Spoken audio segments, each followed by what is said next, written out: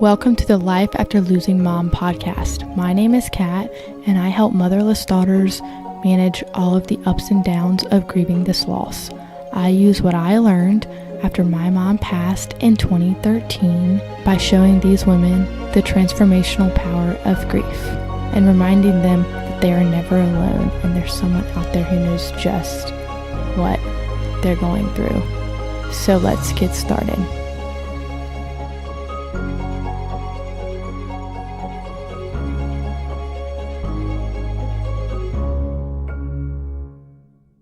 Hey y'all, welcome back to the show. First off, I'd like to say I have new music, so I really hope y'all like it. If y'all listened to last week's episode, you know that my mom's anniversary was this past Sunday on April 14th. So for this week's episode, I am going to tell you ladies about ways that I honor and celebrate my mom on this day each year and other ways that you guys can grieve and cope with the anniversary as well. So here goes. In some ways, it feels like my mom passed just yesterday, and in others, it feels like it's been way longer than 6 years.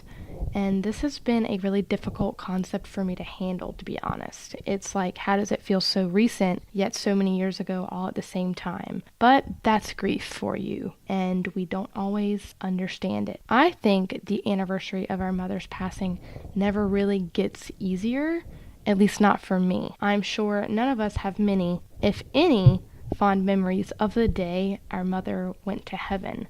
But how we handle the anniversary is more of a mindset. In other words, we know the day is approaching, so we can choose how we're going to get through it. Is it so-called easier than the year before? The day itself? No. The ways we manage our grief? Yes. Personally, first few anniversaries were really tough, and it was hard for me to find ways to cope with that day. But over the years, I've really made it a time to celebrate my mom. Trust me, I know it sounds cliche, but it's really helped me to have that mindset. I mean, yeah, there's Mother's Day and her birthday, but this day is just completely different. It's like taking the worst day of your life and choosing to make it into one of joy rather than one of pure hell. I finally came up with a tradition I do every year on the anniversary, and that has been my saving grace. It took me about 4 years to decide what I wanted to do on the day of. So every April 14th, I make my mom's favorite food, which is shrimp and grit. Now, I'm not the best cook, and mom would probably think it is mediocre, but she'd love it because I made it all by myself,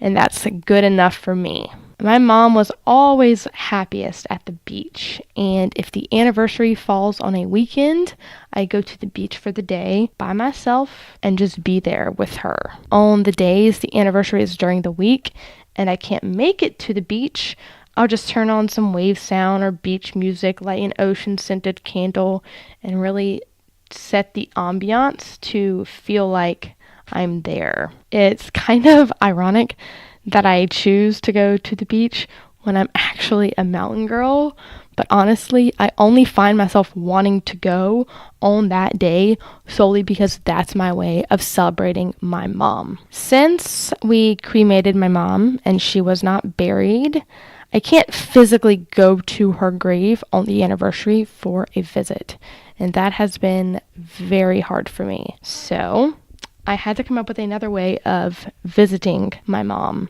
and that's how I decided to go to the beach. We spread her ashes in the Atlantic Ocean off the coast of North Carolina, so I honestly feel like she's everywhere. Don't get me wrong, the beach is where I feel closest to her, but any body of water will do. I mean, oceans lead to rivers, which ultimately lead to most bodies of water. Am I right? So on those weekday anniversaries, I'll go to a local lake to visit my mom, and that's been a nice change to the activities of the day. As far as traditions, that's all I really do. Whenever I'm visiting my mom on the the anniversary, what I do each time is different. And each year, I just bring a variety of things. For instance, I will take my favorite pictures of her. I'll bring a book. I'll bring clothes of hers that I have. Or anything I can honestly think of bringing at that time, I just take with me. And I do this because I never really know what I'm going to do each year during my visit. So this way I have options. I can finally say I found such a sense of peace celebrating her anniversary and celebrating her life. At the end of the day, she's someplace that is free of pain and harm, and I definitely cannot say that I live somewhere like that. So that in itself is worth a celebration if you ask me. For anyone struggling with trying to come up with a tradition on the anniversary and things to do, I would just say it is going to be a trial and error process. So yeah, it took me a while to figure out what I wanted to do, but I really thought about, hey, what are ways that I can honor my mom, but what is also going to bring me peace? I think that is very important. You don't want to make a tradition that is sad or that brings you even more pain. So I just thought about ways that I could honor my mom. Basically, I looked at where is my mom happy and what was her happy place. That's what I want to do. So that is the best advice that I can give you all. I have also just learned to go into this day expecting the unexpected because we never really know what's going to happen. We may as well embrace whatever happens because everything happens for a reason. I really think if we approach the anniversary with this attitude that the day will end up being a lot better than we thought it would be. And I will give you an example. For my mom's anniversary weekend, I went to Virginia Beach. It was actually a place that I have never been before, yet it was also a beach. So I got the sense of my mom's quote-unquote happy place. On the actual day of, I went to a state park that has a private beach, and I was walking around. I knew it was supposed to rain that weekend, so I brought a raincoat, but I did not have rain boots or anything else like that. As I was on my walk, it started to pour down rain outside, and I mean monsooning. So I was drenched, and my raincoat was useless at this point. I literally had on Birkenstocks, so my feet were freezing and I was still cold, so I figured, what the heck, why not? I'm gonna go frolic in the puddles. So I proceeded to go jump around in the rain like a little kid, and I just thought I could not get enough. So then I decided to go waist deep in the water after it rained when I was already soaking wet. And to be honest, that was so much fun. I felt like such a kid, and it was a great time. Once it was time to leave the park, I realized my phone had 10% battery and I did not have a charger with me in my Jeep, and all of my clothes were at my friend's house. So I did not have any dry clothes with me. So I went up to the park office and had the lady at the front desk write me out directions to the closest Target because Kat had to go buy some clean and dry clothes. And she had to get a phone charger for her vehicle, so this did not happen again. Needless to say, I did not forget my rain boots. Those were definitely very important, but I was literally drying off my feet with paper towels in the Target bathroom, and it was so funny. I just started laughing at myself. I honestly was not prepared for the trip at all, and I'm really glad that it turned out that way and that I wasn't prepared because it ended up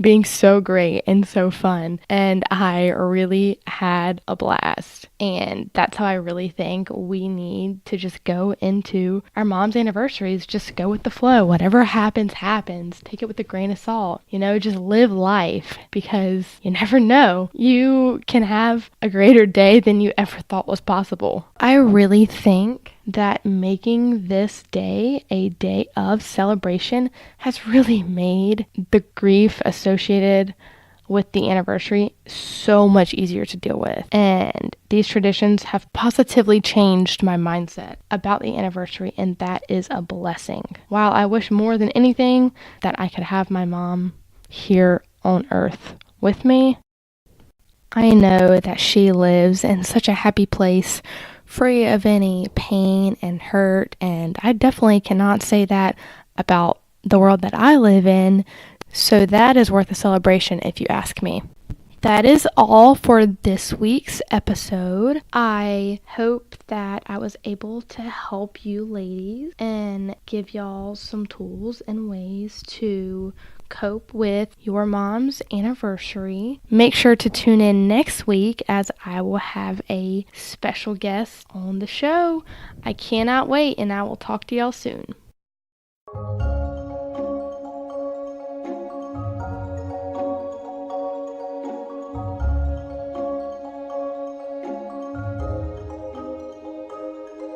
Thank you so much, ladies, for listening to the show. If you don't mind, leaving me a review and tell me how I have helped you in your grief process, I would really, really appreciate it. You ladies can find me on Instagram at Cat Grief Coach. That is Cat with a K.